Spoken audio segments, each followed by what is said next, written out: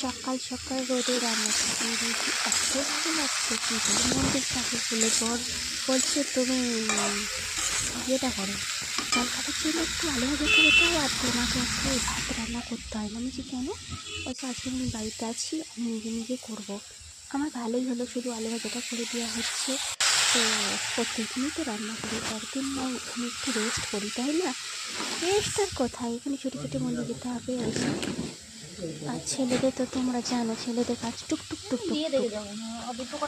যাই হোক মন্দির থেকে এসে দেখছি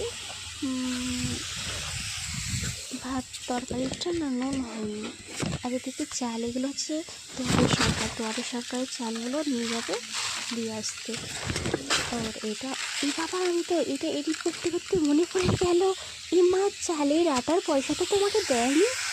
তাহলে আমার বড় ভাই